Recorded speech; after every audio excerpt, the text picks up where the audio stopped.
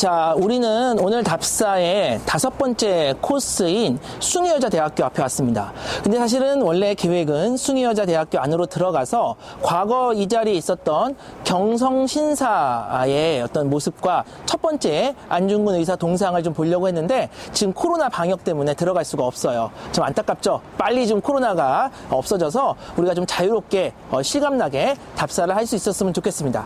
자, 그러면 이제 여기서 우리가 뭘 할 거냐? 지금 제 뒤쪽으로 보시면 거대한 지금 공터가 보일 거예요. 근데 저기가 원래부터 공터는 아니었고 최근까지만 해도 애니메이션 센터가 있던 자리입니다. 근데 저 자리가 뭐 애니메이션 센터 때문에 중요한 건 아니고요. 저기가 중요했던 이유는 바로 저 자리에 최초의 조선 총독부 건물이 있었다는 거죠. 바로 조선 총독부가 저기에 처음에 있었다. 그리고 그 총독부 이전에는 통감부로 존재를 했던 겁니다.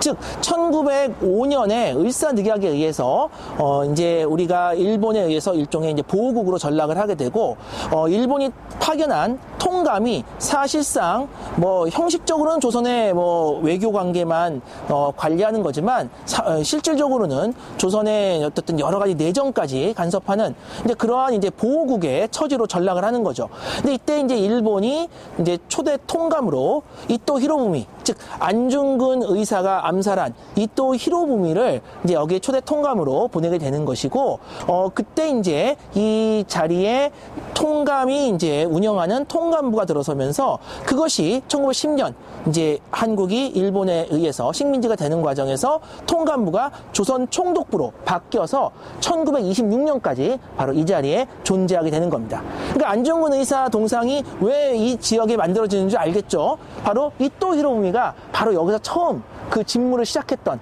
바로 그곳에 이토 히로부미를 암살한 우리 안중근 의사의 동상이 또 들어서게 되는 겁니다. 아주 전형적인 기억전쟁의 하나의 모습이라고 할 수 있겠죠. 자, 그런데 이 1926년까지 이 지역에 있었던 조선 총독부가 새로 이사를 갑니다. 아주 삐까번쩍하게 거대한 그런 건물을 만들어서 이사를 가는데 어디로 가느냐? 바로 시내 한복판 지금 경복궁 근정전 앞자리로 이사를 가게 되는 거죠. 그러면서 거기다가 26년부터 조선 총독부 건물을 만들어서 일제가 패망할 때까지 그 총독부 건물을 계속 유지했고, 이게 워낙 크고 웅장한 또 거대한 건물이어서 사실은 이제 해방 이후에도 대한민국 정부도 이 건물을 뭐 정부의 건물로서 처음에는 뭐 국회의 또 건물로서 또 나중에 박물관으로서 오랫동안 사용하다가 1995년 우리가 식민지배에서 벗어난 지 50주년이 되는 그 해에 여러 이제 어떤 그 사람들의 뜻을 모아서 결국에는 그 건물을 일제잔재 청산 차원에서 해체를 하게 되는 겁니다. 물론 여기에는 당대에도 또 지금도 논란이 있어요. 역시 이러한 논란도 여러분들이 뭐 각자 다양하게 생각할 수 있을 것 같고요. 어떻게 생각하든 간에 그 건물은 1926년에 바로 여기 있던 건물이 이제 여기 있던 조선 총독부가 이사를 가면서 그때 만들어진 그 건물이다. 그리고 그것이 일본의 어떤 식민 지배를 가장 상징적으로 보여주는 건물이었기 때문에 그것이 이제 뭐 처음에는 그 어떤 뭐랄까요, 기능적으로 또 어떤 외관이 워낙 웅장하고 하다 보니까 우리가 오랫동안 활용했지만 결국 50년이 지나서 이제 한국이 이제 일본을 극복할 수 있는 그런 단계까지 성장하는 과정에서 결국에는 이제 그 건물을 없애고 말았다. 자, 이제 이런 부분들은 당대에도 지금도 역사적으로 또 논란이 되는 부분이 있는데, 뭐 이런 부분에 대한 판단은 우리가 각자 좀 다양한 방법으로 다양한 관점에서 할 수 있겠다, 이렇게 말씀을 드리겠습니다. 자, 지금 우리가 와 있는 곳은요, 그냥 하얀 집이죠. 근데 좀 이제 뭐 멋있게 생긴 집이에요. 자, 이 집은 누가 쓰던 집이냐? 바로 1970년대 중앙정보부장이 쓰던 집입니다. 그리고 1980년대는 안전기획부, 국가안전기획부 부장이 쓰던 집이에요. 우리가 보통 공관이라고 부르는 그런 집입니다. 그래서 이제 여기서 간단하게 이제 중앙정보부 그리고 국가안전기획부에 대한 설명을 해야 될 것 같아요. 자, 중앙정보부란 말도 유명하지만 더 줄여서 중정이란 이름으로 더 유명한 이 기관은 1961년 박정희 당시 육군 소장이 5.16 쿠데타를 일으켜서 권력을 잡자마자 먼저 자신의 권력을 확실하게 다지고 강화하고 지키기 위해서 만들어 놓은 기관이 바로 중앙정보부 중정이다라고 할 수 있습니다. 그리고 그 기관을 만든 사람은 이제 박정희와 더불어서 5.16 쿠데타를 모의하고 실행했던 또 하나의 주모자 김종필이라고 할 수 있고, 그 김종필이 초대 중앙정보부장이 되어서 이제 굉장히 큰 이제 위세를 떨치게 되는 거죠. 자, 그러면서 그 이후에 뭐 이제 김종필 이후에도 여러 유명한 부장들이 나오게 돼요. 그러면서 이제 대표적인 사람이 뭐 김영욱, 그 다음에 또 이후락, 그 다음에 이제 제일 마지막에 그 중앙정보부장을 했던 사람이 바로 박정희 대통령을 죽인 이제 김재규가 되는 거죠. 그러면서 이제 이 박정희 내내, 정권 내내 18년 동안 이 중앙정보부가 박정희 정권을 지키는 파수꾼 역할을 아주 단단히 해내면서, 그러면서 이제 또 많은 어떤 인권 침해라든지 민주주의의 파괴 같은 행동들을 하면서 이어왔고, 그러다가 이것이 이제 80년대 전두환 정권기에는 이름만 바꿔요. 국가안전기획부라고 하는, 우리가 보통 안기부라고 부르는 이름으로 바꿔서 계속 그 기관이 내려오게 되고요. 그리고 사실은 이 기관이 사실 90년대 말에는 김대중 정부 때 들어서서 이제 지금의 이름 국가정보원이라는 이름으로 다시 이제 바뀌어서 지금까지도 이어오고 있죠. 그러면서 이제 그 위치도 이제 원래는 이제 그 중앙정보부가 본부는 여기 남산이 아닙니다. 지금의 이제 성북구 석관동 또는 뭐 동대문구 이문동으로 불리는 그 지역에 원래 본부가 있었고, 남산은 이제 여러 가지 이제 그 지부나 뭐 여러 가지 다른 기능을 하는 부서들이 있던 곳인데, 이제 워낙 이제 그 남산에 있던 기관들이 악명을 떨치면서 이제 중앙정보부 이꼴 남산 이렇게 이제 불리는 이제 이런 이제 상황이 됐고, 그리고 이제 72년도에 돼서야 석관동에 있던 본부가 이제 남산으로 이전을 하게 됩니다. 그 이후에 안기부로 이름이 바뀌면서 계속 남산에 있다가 1995년이 되어서, 즉 이제 문민시대로 접어드는 거죠. 문민시대로 접어들어서 1995년이 되어서 비로소 이 남산을 떠나서 지금 현재 국가정보원이 있는, 국정원이 있는 내곡동 쪽으로 이제 옮기게 되는 겁니다. 자, 지금 여기는요, 그 과거 중앙정보부가 있던 자리이자, 그리고 정말 그 이전에는 통감관저라고 불리는, 또 그 이전에는 일본 공사관이 있었던 바로 지금 그 자리 앞에 와 있습니다. 근데 제가 여기서 먼저 좀 설명을 드리고 이제 그 가까이로 이동을 할 건데, 여기서 여러분들이 제 배경을 좀 주목하실 필요가 있어요. 오랫동안 그 일본 공사관이 있고 통관관저가 있던 그 장소가 어디였는지에 대해서 의견이 분분했습니다. 이게 왜 중요하냐면은 여기서 바로 경술국치, 즉 그 한국의 주권이 일본에 넘어가는 그러한 역사적인 엄청난 사건이 발생했던 자리거든요. 근데 이제 그 자리를 대부분 다른 지역으로 지목을 했어요. 그런데 지금 현재 당시 그 일본 공사관이자 나중에 통관관저가 되는 그 자리를 우리가 사진을 통해서 확인할 수가 있습니다. 근데 그 사진 속에 보면은 두 개의 중요한 나무가 나와요. 그 통관관저를 그 양옆에 끼고 있는 그 중요한 나무, 큰 나무 두 개가 있는데, 지금 제 주변에 보시면 나무 두 개가 보이세요? 예, 지금이 이제 겨울이라서 우리가 나무의 형태를 확인하기가 좋은데, 저 큰 나무 두 개가 바로 그 사진 속에 나오는 큰 나무 두 개하고 일치하는 겁니다.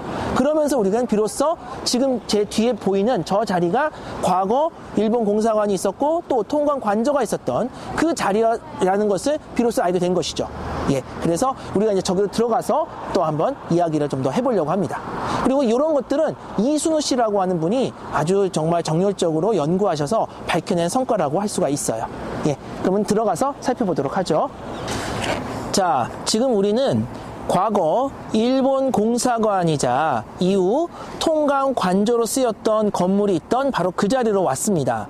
앞서 제가 말씀드렸지만 사실 이 자리가 과거 일본 공사관 자리, 또 그 이후에 통감관저 자리라고 하는 것을 사실 우리는 오랫동안 모르고 있었어요. 그러다가 2005년 전후로 해가지고 이순우 씨 같은 그러한 그 뜻있는 그 근현대 유적 유물 연구자들이 사진 자료 등을 이용해서 그 위치를 정확하게 파악하면서 비로소 이 지역이 과거 일본 공사관이자 통관관저가 있던 자리였다는 것을 알게 된 거죠. 자, 그래서 이 그 지역이 처음에 이제 일본 공사관이 들어오게 된 부분이 중요한데, 원래 일본 공사관은 이 지역이 아니라 뭐 서대문에 한번 있었고 또 인사동 쪽에도 한번 있었는데 뭐 이모군란이나 갑신정변 같은 격변 속에서 다 불에 타버립니다. 그래서 1885년이 되어서 조선 정부가 바로 이 지역에 일본 공사관을 지을 수 있게 해줬고, 그래서 일본 공사관이 비로소 이 지역에 들어오게 된 거죠.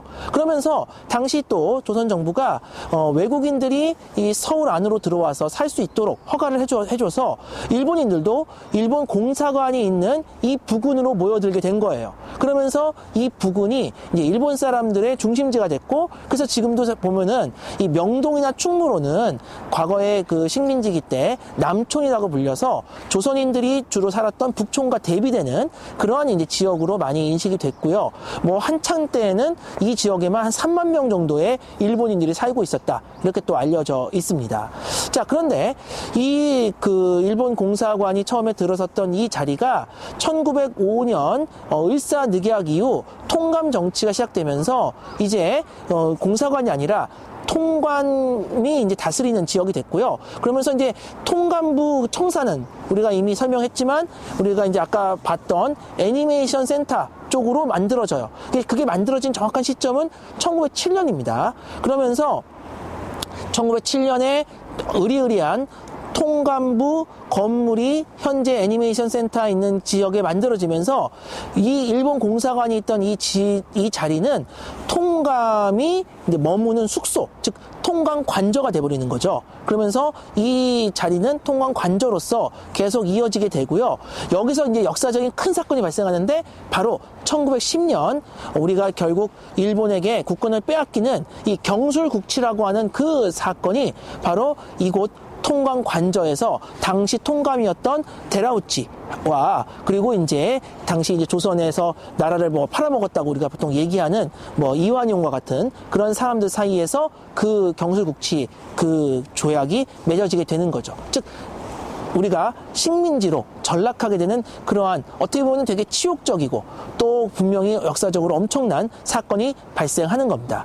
그래서 우리는 이런 지역을 보통 답사할 때 이거를 일종의 다크 투어리즘이라고 불러요. 즉 우리에게 있어서 기쁘고 또는 영광스럽고 이런 것들을 기념하기 위한 답사가 아니라 매우 아프고 또는 어떻게 보면 치욕적인 그런 부분들을 다시 기억하기 위해서 하는 답사. 그래서 이런 것들을 우리가 다크 투어리즘이라고 부르고, 여기야말로 다크 투어리즘의 가장 핵심적인 장소 중에 하나다, 이렇게 말씀드릴 수가 있습니다. 그리고 여기 보시는 요 비석은 바로 이제 이 지역이 그 일본 공사관 자리이자 통관 관저 자리라고 하는 것을 확인한 이후 2010년에 당시 경술국치 100주년을 맞아서 그 이제 뭐 시민단체를 중심으로 해가지고 이것이 우리에게 정말 아픈 장소지만 꼭 기억해야 될 장소다라고 하는 의미로 세워놓은 바로 이제 비석입니다. 그래서 이런 비석을 통해서도 우리가 이 지역이 굉장히 우리에게 아프지만 중요한 장소다라고 하는 걸 우리가 다시 한번 확인할 수 있을 것 같아요. 자, 우리가 이제 통감 관저터에 왔는데, 여기에서 하나 좀 이제 흥미로운 또 이렇게 뭐랄까 유적이라고 할까요? 이걸 볼 수가 있어요. 뭐냐면은 여기 보시면은 이제 무슨 돌로 이렇게 비석처럼 세워놨는데, 이게 잘 글자를 보십시오. 이게 지금 거꾸로 되어 있는 거 아세요? 한자가 거꾸로 써져 있죠? 이게 뭐냐 하면은, 이게 이제 또 최근에 발견된 거예요. 여기에 보니까 동상이 하나 서 있었던 겁니다. 누구의 동상이냐? 하야시 곤스케라고 해서 1900년부터 1906년까지 일본 공사로 와 있던 사람이에요. 근데 이제 이 사람이 이제 1900에서 1906년이 바로 일본이 뭐 을사늑약을 비롯한 여러 가지 이제 형태의 침략을 해서 사실상 이제 한국을 뭐 식민지로 만들기 직전까지 몰아갔던 그 주요한 인물이거든요. 근데 그 하야시 곤스케의 동상이 보니까 1936년에 바로 이 통관 관저에다가 이 하야시 곤스케의 동상을 만들어 놨던 겁니다. 그럼 왜 1936년에 이걸 만들었느냐? 바로 그때 이 또 통관 관저, 그때는 이제 총독 관저죠. 통관부에서 총독부로 바뀌면서 이제는 총독 관저로 바뀐 상태에서 이 총독 관저가 이사를 가게 됐어요. 총독부는 이미 1926년에 이사를 갔는데, 이 관저는 1937년 정도까지 머물고 있다가 결국에는 1939년에 이 그 총독 관저가 지금의 어디로 이사 가느냐? 바로 청와대로 이사를 갑니다. 그러니까 그 총독부가 경복궁 쪽으로 가니까 아무래도 이 그 총독이 여기서 출퇴근하는 게 좀 멀 거 아니에요? 그러니까 이제 결국 그 가까운 이 경복궁에서 가까운 경복궁 뒤쪽에다가 새로운 관저를 이제 만들어서 39년에 이사를 가게 되는데, 그러면서 이 자리는 시정 기념관으로 바뀌게 됩니다. 그래서 시정 기념관으로 바뀌는 그 과정에서 여러 가지 그들이 소위 이제 조선을 침략해서 이제 식민지로 만들고 식민지로 운영하는 모든 것들을 이렇게 자랑하는 그런 여러 가지 시설들을 만드는데, 아마도 그 시작점으로 이런 일제의 침략에 앞장섰던 하야시 곤스케의 동상을 36년도에 먼저 바로 이 자리에다가 당시엔 총독 관저죠, 아직 총독 관저에다가 먼저 만들어 놓고 성대한 뭐 기념식도 하고, 거기에 직접 하야시 곤스케가 와서, 하야시 곤스케는 39년에 죽거든요. 죽기 3년 전에 와서 참석도 하고, 이렇게 이제 이 동상을 만들어 놨던 거죠. 그러다가 해방 이후에 그 이제 뭐 시정 기념관이 뭐 한국인들에 의해서 다시 박물관 같은 형태로 쓰였어요. 국립박물관 남산 분관으로도 쓰이고 하다가 50년 6.25 전쟁 이후에는 군사적인 목적으로 뭐 그 연합참모본부 무슨 건물로도 쓰이고 뭐 이러면서 이제 역사 속으로 사라집니다. 그리고 군사 시설이 되니까 사람들이 접근도 못하고 어떻게 되는지도 모르고 하다가 그냥 건물도 없어지고 다 그렇게 사라지고, 여긴 또 아까 얘기했듯이 중앙정보부가 되기도 하고 막 이렇게 되는 거죠. 그러면서 여러 가지로 이제 굴곡을 겪으면서 사람들이 다 잊혀졌어요. 그런데 나중에 이 지역이 통관관저라고 하는 것을 뒤늦게 알고 이 지역들을 살펴보니까 이런 이제 그 피석들이 막 발견되는 겁니다. 거기에 글자도 이렇게 써 있고. 그래서 비로소 그때 여기에 하야시 곤스케 동상이 있었구나라고 하는 것을 알게 되었고, 물론 동상은 이제 온데간데 없어 찾을 수가 없어요. 그러나 이 비석만큼은 남아서 나뒹굴고 막 이것이 막 벤치로도 쓰이고 막 이러는 상황이 돼서 뒤늦게 2015년에 이 비석들을 이용해 가지고 다시 동상의 흔적을 만들어 놓은 거죠. 그렇지만 우리가 무슨 뭐 하야시 곤스케를 기념하기 위해서, 그를 뭐 높이기 위해서 만들었을 리가 없죠. 이건 일종의 다크 투어리즘의 입장에서 그 치욕적인 역사를 우리가 한번 잊지 말고 기억해서 다시는 되풀이하지 말자라는 목적으로 만들었기 때문에 이것을 그냥 온전히 만들어주는 것이 아니라 이렇게 거꾸로 그 비석을 박음으로써 우리가 이제 이런 그 의미를 우리 입장에서 다시 전유하고 다시 재해석하는 그런 이제 역할을 한 것이다. 그 이것도 일종의 기억 투쟁의 하나의 이제 모습이라고 할 수가 있습니다.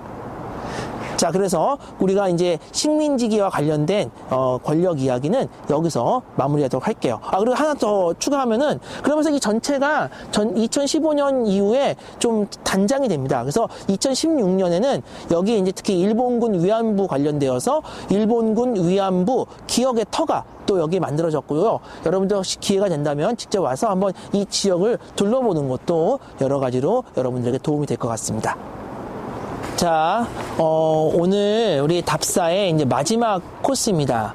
우리가 그동안 김유신 장군 동상 앞에서 시작해가지고 동상들을 쭉 봤고, 그러다가 이제 조선 신궁이 있던 자리를 중심으로 해서 이제 통감부, 조선 총독부, 또 그 관련된 관저들을 쭉 통과해서 여기까지 왔어요. 근데 이제 이 지역은 다시 현대로 돌아와서 바로 1961년 5.16 쿠데타 이후 중앙정보부가 들어섰던, 그러면서 한 30년 이상 어떤 이 권력기관, 정보기관의 위세를 떨쳤던 바로 이제 그 현장에 우리가 와 있습니다. 그래서 이 중앙정보부, 또 그 중앙정보부의 뒤를 이은 그 국가안전기획부, 그러니까 즉 중정과 안기부에 대한 기본적인 설명은 아까 그 공관 설명을 하는 과정에서 제가 말씀을 드렸던 것 같고요. 이제 여기서 이제 마지막으로 설명드릴 부분은 바로 여기 있는 이 지금 이제 유스호스텔로 쓰이는데, 여기가 1972년에 석관동에 있던 그 중앙정보부 본부가 이제 이전하면서 이전하면서 이제 본부로 쓰였던 건물이고요. 그리고 이 주변에 사실은 한 40개 정도의 이 중앙정보부 또 안기부 부속 건물들이 있으면서 거기서 뭐 여러 가지 일들이 벌어진 거죠. 자, 보시면은 저쪽 지금 카메라에 나오는지 모르겠는데 저기 보면은 이제 지금은 서울종합 방재센터예요. 저희가 지하로 내려가게 돼 있거든요. 딱 느낌이 오지 않아요? 지하로 내려간다. 여기가 과거에는 바로 중앙정보부의 조사실이 있던 곳입니다. 한번 여러분들이 끌려가서 저 밑으로 지하로 들어가서 조사를 받는다고 생각해 보세요. 여러 가지로 아마 좀 그 자체만으로도 조금 뭔가 이제 긴장되고 떨리는 부분이 있을 겁니다. 그러니까 그런 식으로 이제 이 공간에서 정보기관에 의한 여러 가지 일들이 벌어지는데 뭐 그 중에는 정보기관이 당연히 해야 될 일들도 있겠지만 또 그 중에는 상당 부분은 굉장히 불법적이고 또는 초법적이고 무엇보다 또 굉장히 폭력적인 그러한 어떤 독재를 수호하기 위한 어떤 그 여러 가지 잘못된 행동들이 일어났었다. 대표적인 것이 고문이겠고요. 뭐 이런 식으로 해서 결국에는 그 권력을 유지하기 위한 여러 가지 폭력들이 공공연하게 자행되는 바로 국가 폭력의 바로 이제 장이 바로 이 공간이었다. 그리고 그 대명사가 바로 남산이라고 불리는 정보기관이었다. 뭐 이렇게 이제 볼 수가 있는 거죠. 그래서 우리가 이제 권력을 행사할 때, 뭐 어떤 사람들은 그걸 어떻게 해서든지 과시하기 위해서 동상도 만들고, 그리고 막 그것들을 더 크게 만들고, 사람들을 글로 끌어모으고, 하지만 또 어떤 경우에는 그 권력을 은밀하게 작동하기 위해서 그 권력을 숨겨가면서 아주 강력하게 행사하는 또 그런 모습을 볼 수 있는데 이 남산이라는 공간이 그 모든 일들이 동시에 벌어졌던 그런 공간이었다. 이렇게 이제 볼 수가 있겠고 그것은 비단 현대에서만 그런 것이 아니라 결국에는 이제 그 이전 식민지 시기로 올라갔을 때부터 우리가 아까 봤듯이 뭐 총독부든 통감부든 뭐 이러한 그 여러 가지 권력기관들이 바로 이 남산에서 한편으로는 자기 자신을 과시하기도 하고 또 한편으로는 이제 은밀하게 그 안에서 어떻게 보면 협잡이나 여러 가지 공작이 이루어지면서 많은 사건들을 일으키는 그런 모습을 볼 수가 있다. 즉, 우리는 이 남산이라는 이 공간이 이러한 이제 권력의 공간으로서 굉장히 중요한 의미가 있고 중요한 건 이걸 이제 어떻게 기억하냐의 문제예요. 그래서 그런 기억 투쟁들이 이 남산에서 지금도 끊임없이 벌어지고 있다. 이 점을 꼭 좀 기억해 줬으면 좋겠습니다. 자, 이걸로 이 답사를 전체적으로 마무리하도록 하겠습니다.